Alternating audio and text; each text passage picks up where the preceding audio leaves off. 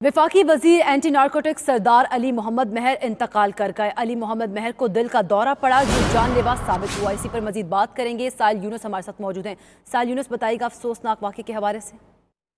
जी बिल्कुल, ये अफसोसनाक वाक़ा हम अपने नाज़रीन को बताने जा रहे हैं कि वफाकी वजीर एंटी नारकोटिक्स सरदार अली मोहम्मद खान महर जो है वो हरकत कलब बंद होने की वजह से इंतकाल कर गए हैं। अपनी रहायशगाह खानगढ़ में वो यहाँ पे मौजूद थे कि आज सुबह को उसने रोज़ा रखा था, जिसके बाद रोज़े की हालत में उसको दिल का दौरा पड़ा, जिसके बाद मकामी डॉक्टर्स को इनकी रहायशगाह पे बुलाया तो गया, जहाँ पे डॉक्टर्स ने इनके इंतकाल होने की तस्दीक की है। मैं आपको बताऊं कि वफाकी वजीर सरदार अली मोहम्मद खान महर जो हैं वज़ीर आला सिंध भी रह चुके हैं। वफाकी वजीर सरदार अली मोहम्मद महर की इंतकाल की खबर सुनने के बाद जो है घोटकी समेत मुख्तलिफ शहरों में जो है सोग में कारोबार लोगों ने बंद करना शुरू कर दिए, जबकि लोगों की कसीर तादाद जो है वो उसकी रहायशगाह पर पहुंच चुकी है और पहुंच रही है। उसके जो भाई हैं जीडीए के जो रहनुमा हैं अली गौहर महर और सरदार अली नवाज राजा खान महर जो